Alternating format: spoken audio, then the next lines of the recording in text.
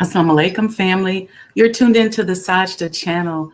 And today we're going to have an interesting conversation, right?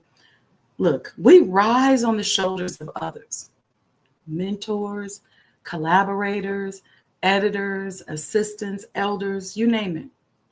Yet all too often, credit goes missing. People deny the help they received, or conflicts erupt because someone wasn't named. Today, I want to unpack why this happens psychologically and how what we call the celebrity funnel intensify it. And let's talk about how spiritually mature leadership builds cultures that honors the source. Because truthfully, naming contribution actually multiplies the work. It doesn't diminish it. All right, so be a friend, tell a friend, and we'll be back after a few short commercials and a prayer and give y'all time to get in here. Let me get myself set up here. I was about to go right on into the talk. Okay, we'll see y'all in a few.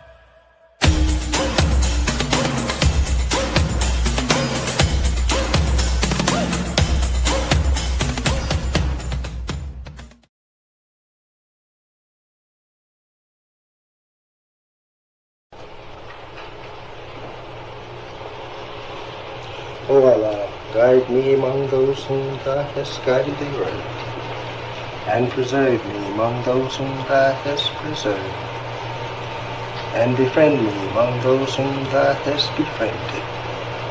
Bless me in whatsoever Thou dost grant me, and deliver me from the evil of what Thou hast judged. Surely Thou judgest, and none can judge against Thee. And he whom Thou befriendest is not disgraced. Blessed art Thou, O Lord, and exalted be Thee above what they set up besides Thee. I bear witness, nothing deserves to be served besides Thee. And I bear witness that Muhammad is Thy servant and apostle. Amen.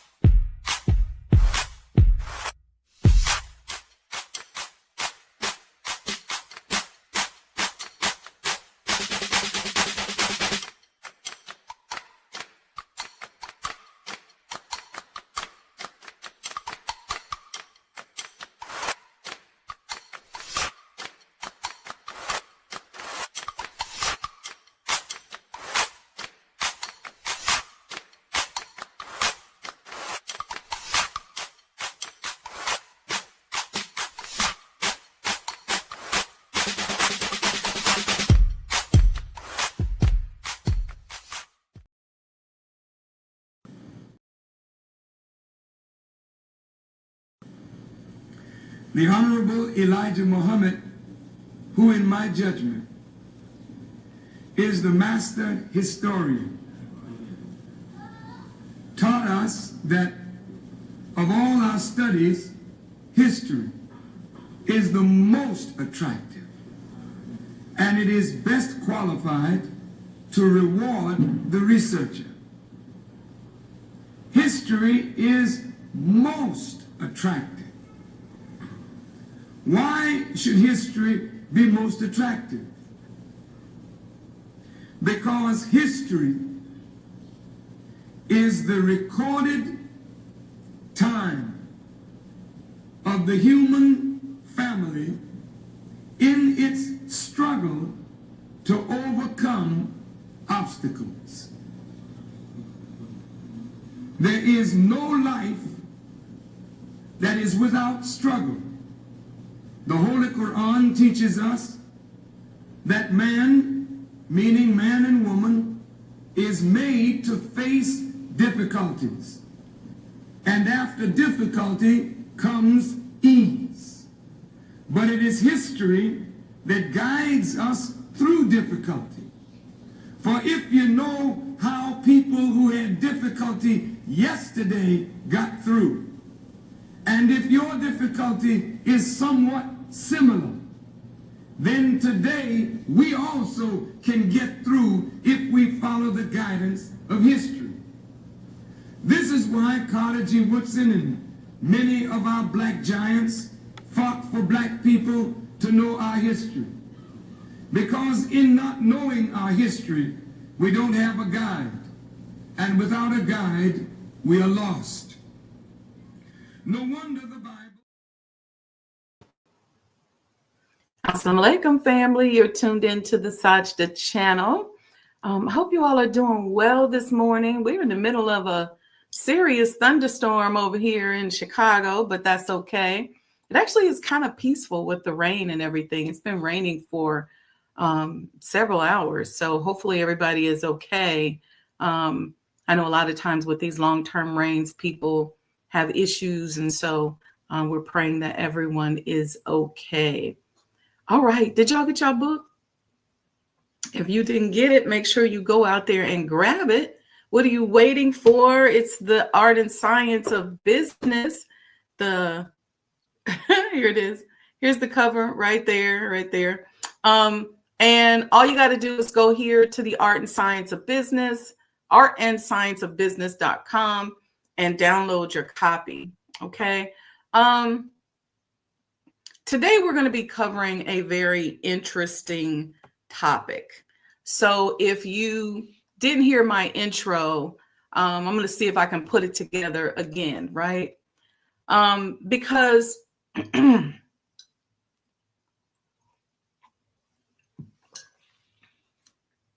it seems like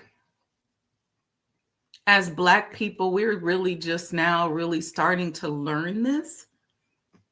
And I think it's part of our mirroring our captors type of psychological, like a Stockholm syndrome, where obviously we did a bunch of stuff and almost everything during slavery. We invented things, and then the credit or our naming rights as inventor is taken away from us. And the reason why oftentimes credit is taken from us is because in taking away the credit, there's a sense of ownership that is taken away as well.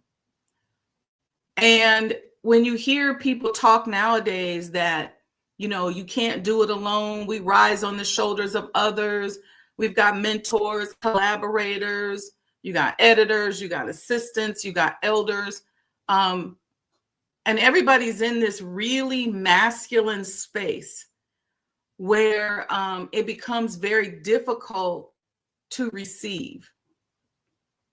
And learning to receive, especially if you're a corporate trained type of person, can be a challenge, right? Because when I hear people talk about divine femininity, this is what comes to my mind. I actually was meditating on this the other day, this whole concept of divine femininity. And I said, wow, if the woman is the first creation, And you see some people arguing over what came first, the chicken or the egg. But if the woman is the first creation, then deposited in her is all the wealth and all the abundance to reproduce, all the capabilities to reproduce. And once we learn, and this is not just a conversation for women, but once we learn when to be in our feminine, when to utilize masculinity, just like I talk about in the book, when to use different forms of mathematical thinking, we can become more powerful. Instead of either always being reactionary or binary, right? Or always masculine. Even a powerful man knows when to receive and knows when to toggle back and forth. Mom says she has her book. Brother Lamont said he got his. All right. Praise be to Allah. Thank you, everybody. All right. So, why do we always, or why are we so inclined to not give people credit, to deny the help that we receive, or to engage in conflict because someone didn't give us credit? And so today in our little talk here, I want to unpack why this happens psychologically, how what I'm calling the celebrity funnel intensifies it. Because y'all know one thing about us, we like to always be little celebrities. Somebody told me the other day, they said, you're a low-key celebrity. And I really rejected that because I'm like, I'm not interested in that lifestyle. But I know some people want that lifestyle. That celebrity lifestyle where everybody's in your business, everybody's trying to take something from you, everybody's talking about you. That is not necessarily fun, right? And I also want to talk today about how spiritually mature leadership builds a culture that honors the source. Because truthfully, when we name the sources or the contributions or the people that support, we actually are multiplying the work. We're sending a signal to other people that, yeah, this is a good place to go. I'm going to get credit for my work. We're signaling to the universe, yes, send us more people like this because we honor and respect them. So there's several different psychologies, okay, around withholding credit. And I want to unpack that today. Let's make sure y'all doing okay in the chat. All right. I've been researching this for a minute. I was going to put this in the book, but I didn't because I covered mindset so much in the first book. And I thought some of these things we'll cover here on the show. Okay. So here's some of the psychology. Sometimes we have what I'm calling a self-serving bias. A self-serving bias. We have a bias towards being self-serving. And some of it's natural, right? So humans naturally attribute wins to ourselves and failures to circumstances. That's the self-serving bias. A defense of self-esteem that nudges us to overclaim credit and under-recognize others, especially after big wins. Okay. This is something that happens across domain. The reason why I say it's natural, I don't know how natural it is in terms of human nature, but it's natural in our culture to have a self-serving bias. And it's because there's a culture that has been built on, and it goes all the way back to slavery. And I know y'all like, well, I'm tired of that. Sorry, because it does, where the person who gets picked, the person who gets the credit, whether they did it or not, they get to maybe work in the house. They get a piece of chicken. They get certain privileges. So everybody's jockeying to be that chosen one. I'm calling it a self-serving bias. Okay.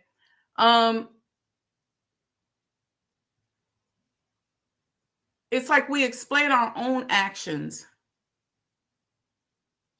with context, and then the other's actions with character. This is another way that we do it. It's the self-serving bias is one. Then there's the actor observer, like you got two stories, two parallel stories where you're the actor and everybody else is observing you. And when we do that, we explain our own actions with context. Like, I was behind, I was under a deadline. This happened to me. This happened to me growing up. But then the actions of others, we explain with character. They're not competent. They're stupid. They're haters. It's the actor observer bias, and it makes it easy to see our hurdles, but we overlook the collaborators' invisible labor. So, two things: self-serving bias, where we want to be the one. And then sometimes we go into this actor observer. When we do something, it's all about the context of the situation. It was hard. It was difficult. I was under a deadline, blah, blah, blah, blah, blah. When others have a downfall, it's their character. They're not competent. It's very difficult for us to go into and say, that person probably was under a lot of pressure. We don't do that. We say, oh, well, it's because something's wrong with them. Why? Because pop culture does this public assassination where they're constantly telling you whatever's negative about a person, and they, in essence, assassinate them in the public. So by the time they are destroyed publicly, we're all saying, well, it's because they did this or that. We then turn around and do it to ourselves. Okay. Another reason why we don't give people credit is what I'm calling status anxiety, right? Where we constantly measure ourselves against other people. Okay.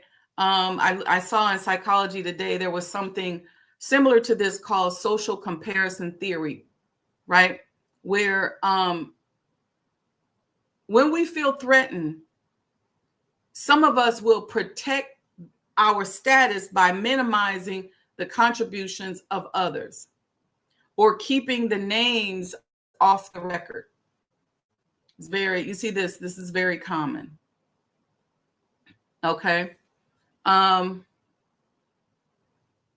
Here's another one. Some of us carry this belief in the world that people will get what they deserve. That lens can make it feel, tidier to assume the most visible person must be the originator, even when the real story is shared. Think about that. Some of us just think, oh, it'll happen, but this is the person right here. This is the reason. But every celebrity you see, every major person you see, there is something or someone behind them, around them, with them that contributed to that. And because we are so busy running from all these different psychological reasons for not giving somebody credit, we tend to not want to help others. See, this is the trap that it's got us in. We don't want to support anybody else because we got to get something out of it. And you'd be surprised at how many people are saying that they're helping you, but they're really stealing from you. They're really trying to hurt you, or they want to help. And then all of a sudden in the middle of the process, it's like they get crazy. They get jealous. And you're like, wait, but where did this come from? And this is how conflicts arise, because now you're in this situation where you went to somebody for assistance, or maybe they volunteered to help you. Now you see that they're trying to hurt you because they have this narcissistic thing where they want to be the one. They want to get something out of it. It's a very colonialized way. Here's another one I'll tell you in negotiations. And I used to teach my staff this in healthcare. And you see this is where a lot of the racism comes in distribution. And this is how those of us that are dead-minded think like this. A lot of times when you go to negotiate with a vendor, in many cases, they may not want to do business with you, or there's kind of like this unwritten rule, like we don't sell to the blacks, or we don't do this or that. You see this a lot in the health and beauty business. But what they will say is, if I have to sell to them, or if I have to help them, or if I have to be a part of what they're doing, then I'm going to make sure that I charge an exorbitant price so that when my ego asks me why I did that, or other people ask me why I did it, I can say, please, the money was good. Please, if you was getting what I got, it's this low level type of model or comparison that is really born out of the fact that we are still mimicking our colonizers. Some of us, our grandiosity, we want to be narcissists, but it's so fragile that we can't be. And y'all know I hate using that word because I think the word narcissism is overused. But some of us are just fake narcissists.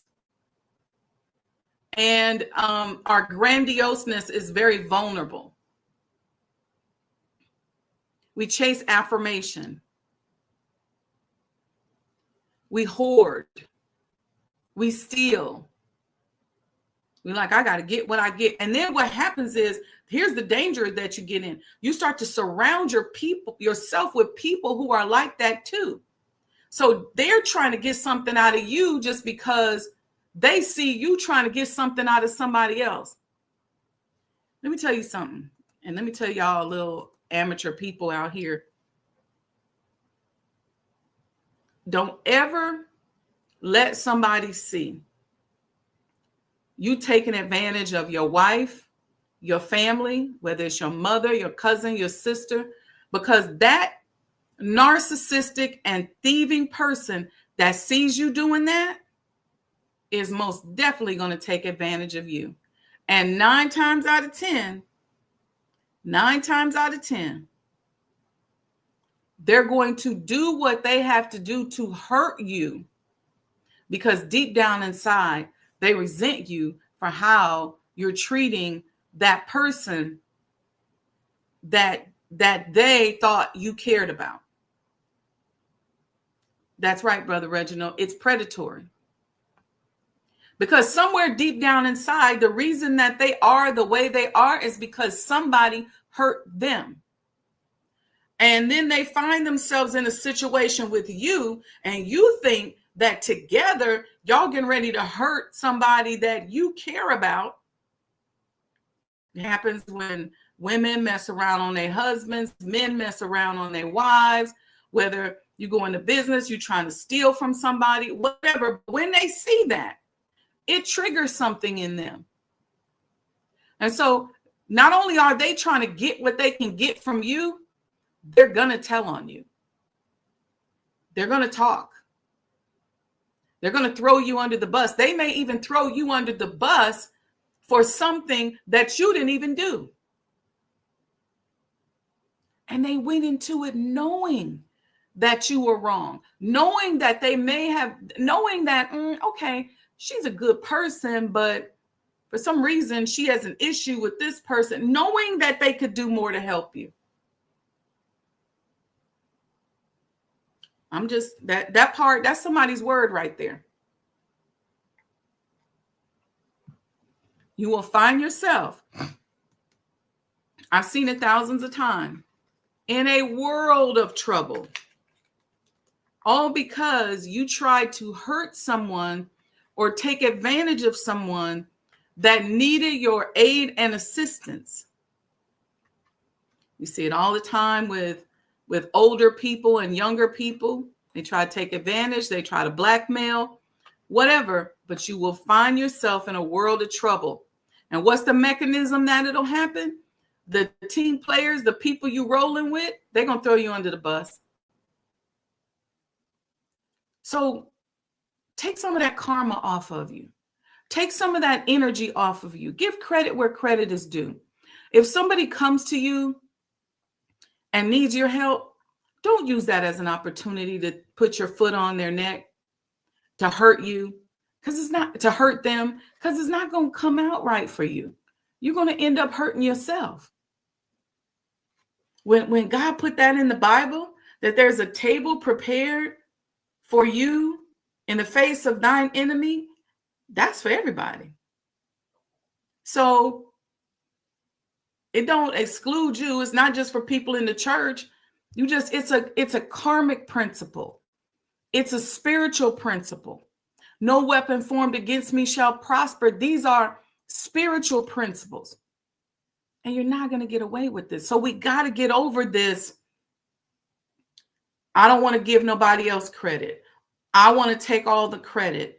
I want to be the one that said, you could listen. I've been in situations where I may have worked on something for years. And then somebody come along in the 9th hour and do a couple of things. And they go, well, if it wasn't for me, this wouldn't have happened. And I did this and that. Where you been all these years? You just got here. But I'm telling you, that is a dangerous mentality. And that's the reason why we're talking about it today. Let's talk about the celebrity funnel. It's the tendency of attention, money, bylines, concentration on a few visible faces, even when the success is a collective. We talk about what a beast certain celebrities are. Oh, Jay-Z, he's a beast. And I'm sure he is. And he had to have a certain mentality to attract the team that he has together, but it took a team. We saw our young, beautiful brother from Omaha, Bud Crawford, win on last weekend. Is it last weekend now? But it was a team that put that together. And you hear him recognizing the team, giving credit where credit is due. There's, I looked this up in psychology today. Let me find it. I had to, I call it the celebrity funnel. And it gave me a few examples of this. And I want to share this with us because many of us are living our lives based on pop culture theories and rules because we don't know any other thing else.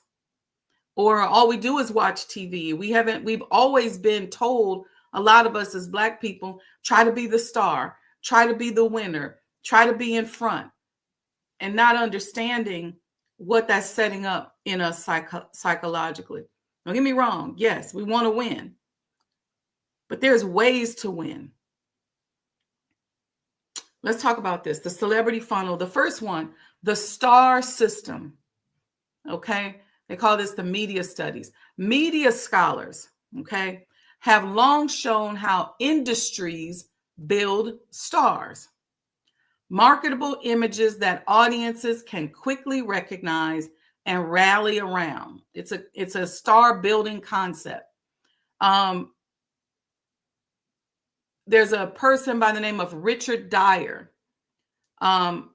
where he has a concept where a celebrity is constructed and commercial editors, studios, labels, platforms package the person like as the face of the brand or the face of the network and narrows the credit for the industry, the network, to that one person.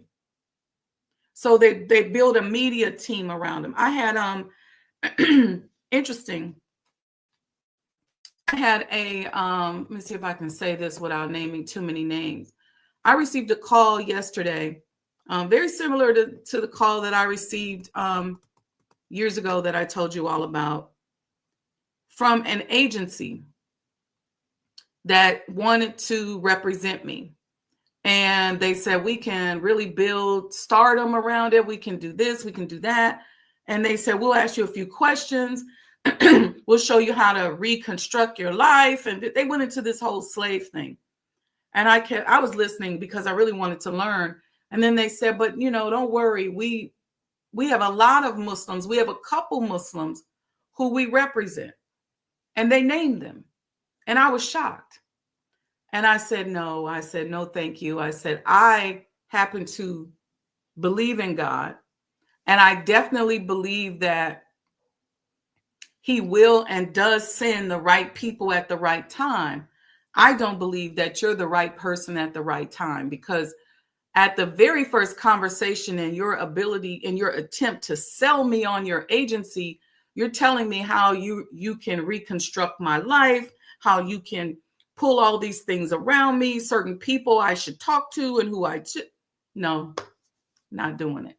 So, well, it's going to be, we can make you one of the most popular persons in this particular group in a short period of time. Give us until December. Really? I said, I am doing this for real. This is real to me. These techniques, this stuff that I wrote in this book, this is real. This is not propaganda. This is not something that I'm doing on this podcast. I'm not doing all of this for nothing. I'm doing this because it's real. I really, truly do believe in the Honorable Elijah Muhammad and the work and the word that he gave us. I am really, truly a follower of the Honorable Minister Louis Farrakhan.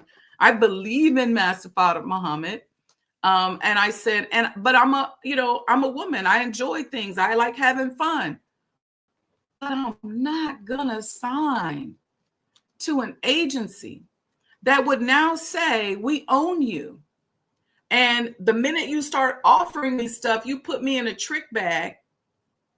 And they started talking about how they have to, they have celebrities they work with, and they have to manipulate their relationships with their family, their friends, their relatives. I said, I'm good. I'm good. But that's what that was. That's what that was, that type of build the PR around, which is something that you could do as well. But they wanted to do it with a big machine. No, we got this. There's the winner take most economics. There's the superstar economics that comes with the celebrity funnel. In markets where performance is scaled to vast audiences, tiny differences at the top translate into huge gaps in attention and pay.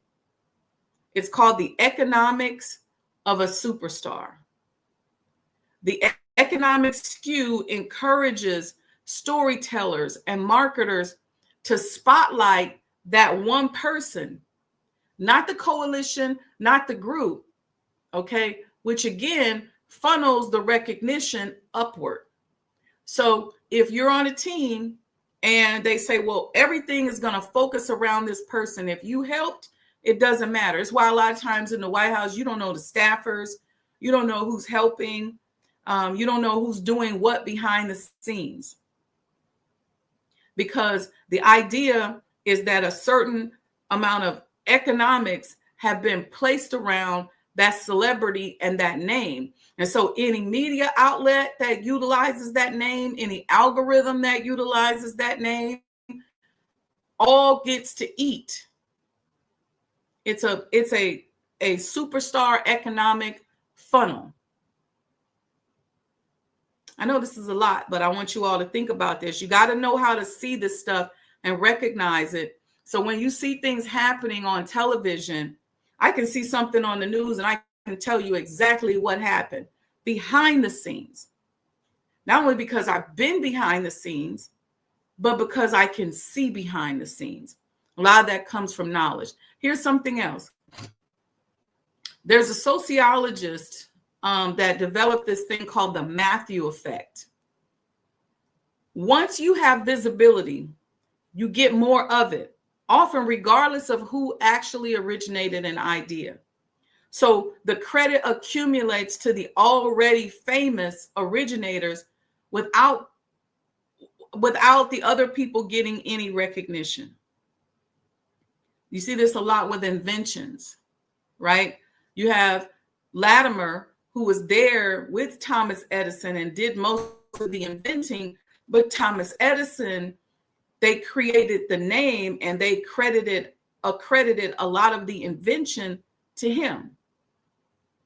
And so there was this celebrity around the Thomas Edison piece, but there was Black people behind him inventing the patents, inventing things and getting the patents and things like that. Or in some cases, he stole the patents.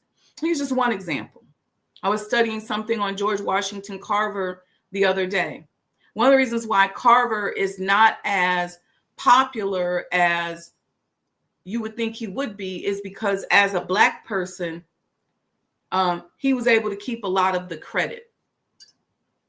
And if there had been a celebrity name or an superstar economics around the invention, then people would have forgotten about him altogether.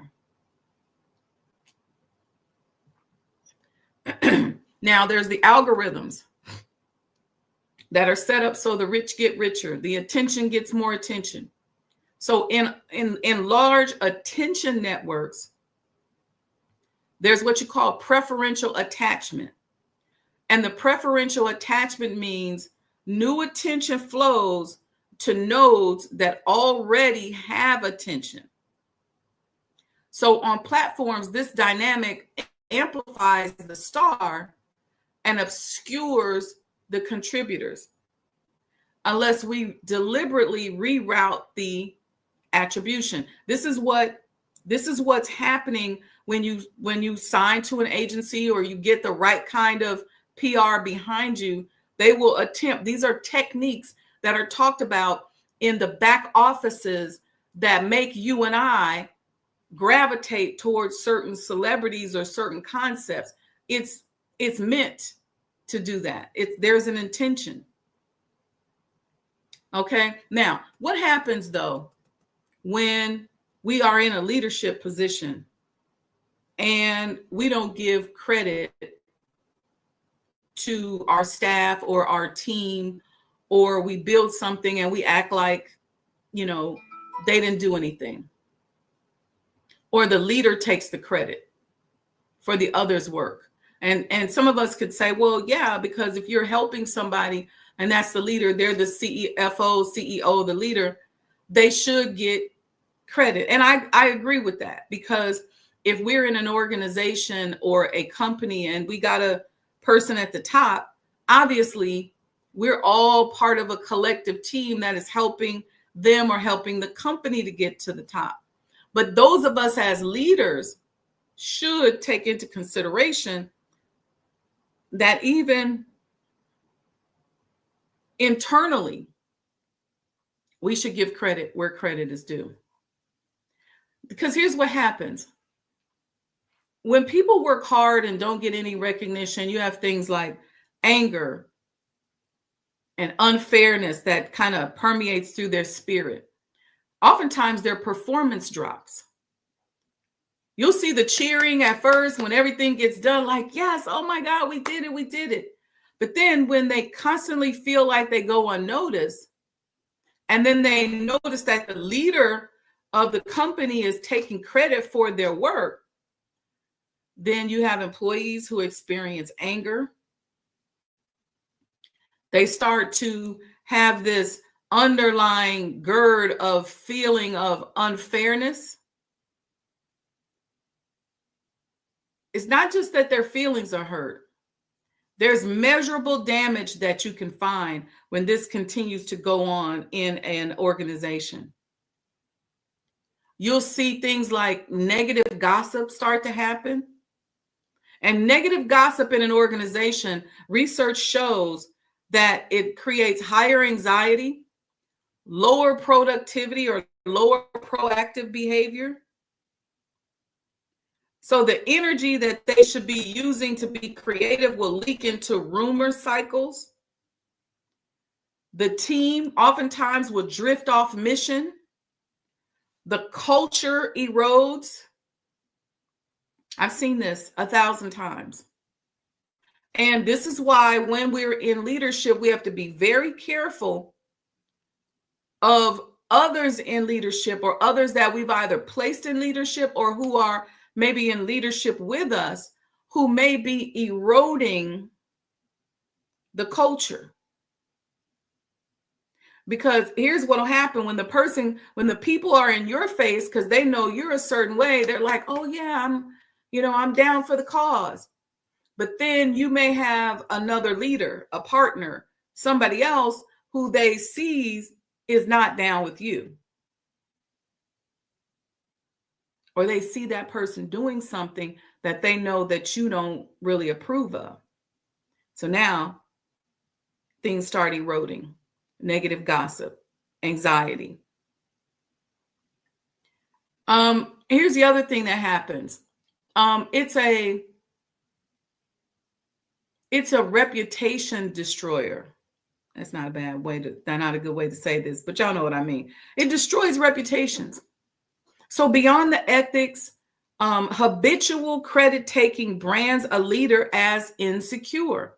People start to see that if every time your staff reaches a milestone or does something amazing and you are constantly visibly taking credit, then you're showing them that you're insecure. You are eroding their trust in you, and you are impacting your long-term ability to generate trust in them. You gotta get to the point in your organization where you can say, thank you to so-and-so, so-and-so. Thank you to my incredible team, and name them. People just want to know that they matter. Okay? Naming them actually multiplies value. Now, here's the other side of it. And I know I've been in this situation where I'll name somebody that helped me. And then next thing you know, you turn around and they stab you in the back. So I get it. But spiritually honoring our contributors is humility. It's transparency. Strategically, accurate attribution attracts better collaborators. It strengthens recruiting. It compounds your reputation, not just for you, but for the entire ecosystem that you're building. And so you just got to be really keen. If you start to see where credit is going to somebody's head, or maybe they're not the honest person that you thought that they were, then you just got to know when to adjust. Okay. I want to give you some tips in your organization if you guys don't have any questions. Regional Sky Girl, I see you. Dress code, Sister Betty, Reginald Muhammad. Yep, I see y'all. Here's some tips. Just like I have in the back of the book, I have here what I call a thought book. It's not workbook, but it's a thought book, ways in which you can apply some of these principles in your organization. And everything I teach, everything I give you is from my experiences, but it also is a supplement. So it's not for you to think, well, I can't do this because I'm not a Muslim, or I'm not a woman, or I'm not Black. No. This is a supplement to whatever you're already doing. Let's go into these ways in which you can deploy some tactics in your company or in your organization, your little small group, that will help you coach yourself up out of this egotistic type of way of operating. Number one, bake credit into the process up front. All right. So before you start, agree on roles, right? Set expectations. Set the public language for credits. Who's named where? Cover, show notes, metadata, captions. In what order? And how inspired by sources are acknowledged. Because sometimes you may have somebody who didn't contribute to the operations, but they inspired you. And you want to say inspired by so-and-so, so-and-so. Something very simple, but it'll prevent most disputes later. Okay. It counters that Matthew effect and that drift towards visibility over origin. So bake the credit into the process. Set it up front. Number 2, make your recognition observable. So in your meetings, you want to say, this idea came from so-and-so, so-and-so. In your documents, add a contribution slide. So if you're doing a presentation, you say, here's the contributions. If you're on social media, you can tag the originator. Okay, this is how we're going to rewire the culture. Here's another way that you can infuse this into your business. You want to formally diffuse the self-serving bias. So after you all win, do a debrief. Who enabled this? See, this interrupts our default to personalized credit and expands the circle. Have a conversation with your team. Let's debrief, where we talk about what mistakes were made, how we can fix it, what we did good, who did it, and let's build upon that. But debrief after your event. Here's another way. If there are misattributions, you want to correct it cleanly, right? So if you accidentally gave credit to somebody, for example, cool off, assess the stakes, but correct the record with facts, with grace. Depending on how it's done, you can go privately first or publicly. You have to analyze that. If a person does something big publicly, then you have to go out and correct it publicly. It's like being in a meeting and you get attacked publicly. You better figure out how to clap back publicly. You can't pull back and wait and say, hey, I just wanted to tell you, in private, because that person probably is playing you. So you got to know, again, mathematical thinking, when to go private, when to go public, when you have to do both. When you got to say, hey, I just want to give you a heads up because I didn't like what you did the other day. So I'm going to let the press know today. Sometimes you got to do that. Sometimes you can't do that because strategically, you don't want that person going and running to the press. So you got to know how to play this, but be very keen and aware of that. If you have teammates who are what I call status insecure, you have to coach them. And you may have to say to them, I'll recognize you. Or I didn't recognize you because of X, Y, Z. And you want to teach and coach them on the truth. You don't want to hoard the credit, but you want to say to them, this is what happened. This is what's going on. This is why I did not say your name, or this is why I said your name. All right. And then the last part of it is building what I call anti-celebrity funnel habits. Okay.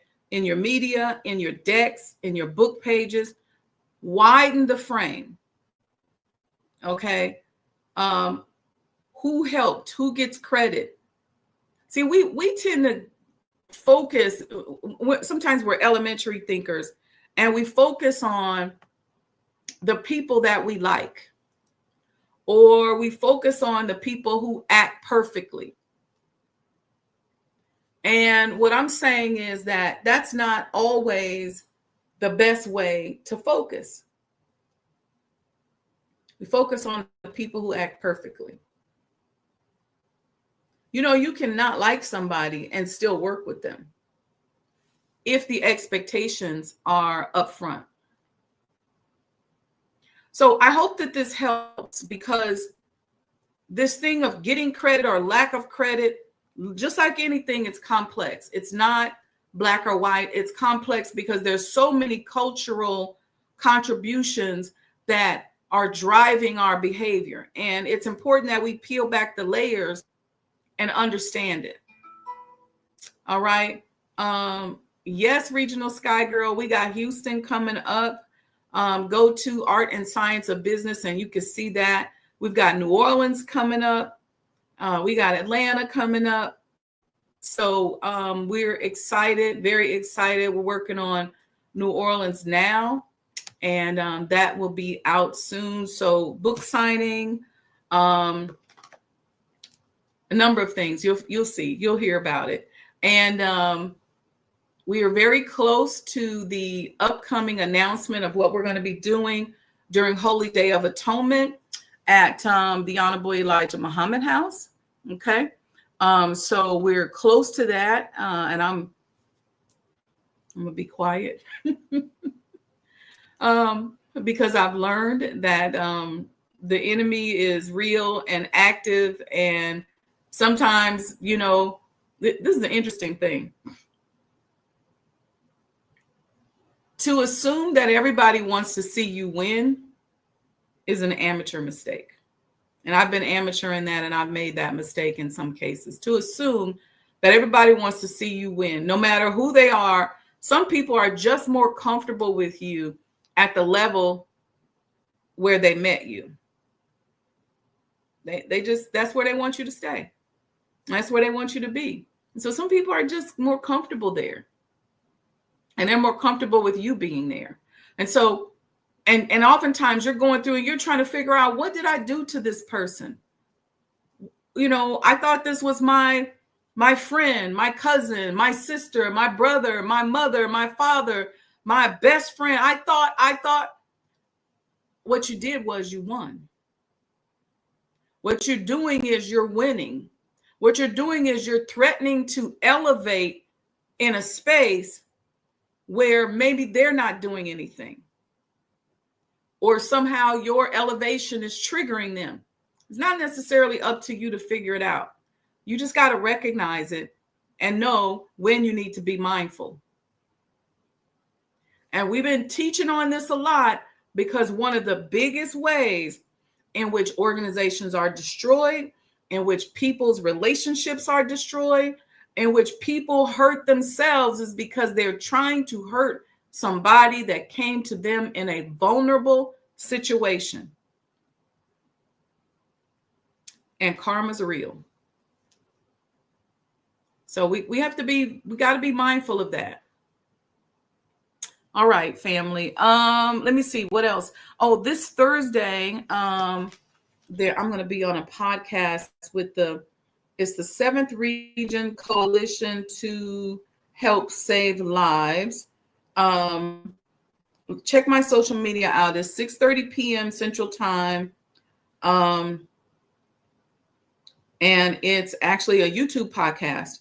So I think it's going to be very interesting, but it's called the Thursday Night Talks with the 7th Region Coalition to Help Save Lives. Okay, so tune in there. Before we go, let me see what's happening with y'all in the chat. I know I shouted some of y'all out to make sure I didn't miss anybody. I see you, Brother Lamont. He's in the house. He said, yes, he got his book and he is reading it daily. I think I read that one earlier. Mom says she got her book, beautiful cover. She said, nice size print. Okay. Brother Reginald Muhammad was commenting on something. He said predatory, and then he said excellent class. All praises due to Allah. Thank you, Brother Reginald, for that compliment. Dress code says walaikum salam. I see Sister Betty in the building. I see a bunch of y'all in here, but y'all being shy this morning. Oh, it's all right. It's okay. Regional Sky Girl says, Assalamu alaikum, family, from a random, probably a hotel in a random state. She's a flight attendant. Praying that everyone is well. I can talk, but I'm listening. She says she can't talk, but she is listening. Sister Sajdah, looking forward to seeing and meeting you in Houston. All right. Sister Betty says she ordered her book today. I'm excited, Sister Betty. I can't wait to hear you all's feedback. Go out there on Amazon, put your comments out there. Tell them it's the best book in the world, best business book. Recommend it to other people. We want this to go viral, more than viral. But the goal is to sell 100,000 books. So we got work to do. All right. So let's get out there and promote. Let's get out there and do well in our business. See, the greatest reward for me is when you all's businesses or your business endeavors are doing well, or you are improving in your life, and you come back and tell me that. You come back and, write that out, put that out. You come back and you say, hey, thank you for that. I really appreciate it. All right, family. So with that, I think that's everything for this week. We got the other podcast coming up Thursday, next Friday and Saturday. I'll figure out what we're talking about. And I think I'll do some lives. I'm thinking about doing a companion live to this show where we'll go live on TikTok. I haven't mastered TikTok yet. I haven't mastered any of them yet because they see my stuff and I could talk about this and they'll come back and send me an email and say, you violated celebrity guidelines. So I'm like, all right, it's whatever. It is all right. Okay, family. Love you all very much. Peace and blessings. I look forward to your comments. You got about 2 weeks if you want to book a session with me before I start hitting the road, and I won't really be able to do those sessions. Obviously, inshallah, we're going to still be doing our coffee talks, but those individual sessions with you where I got to really concentrate and focus on you, probably in about 2 weeks, we're going to close that schedule. All right. So get that booked if you're interested. Otherwise, buy the book and just go to artandscienceofbusiness.com. We really appreciate you. Support the movement. Sajdah Enterprises. Is so much going on out here in the world, but I'm not going to speak on it. We're just going to focus on what we focus on. All right, family. Love you all. Remember, it's not personal. It is vibrational. The Honorable Elijah Muhammad, who in my judgment is the master historian, taught us that of all our studies, history is the most attractive, and it is best qualified to reward the researcher. History is most attractive. Why should history be most attractive? Because history is the recorded time of the human family in its struggle to overcome obstacles. There is no life that is without struggle. The Holy Quran teaches us that man, meaning man and woman, is made to face difficulties.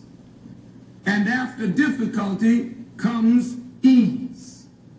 But it is history that guides us through difficulty. For if you know how people who had difficulty yesterday got through, and if your difficulty is somewhat similar, then today we also can get through if we follow the guidance of history. This is why Carter G. Woodson and many of our black giants fought for black people to know our history. Because in not knowing our history, we don't have a guide. And without a guide, we are lost. No wonder the Bible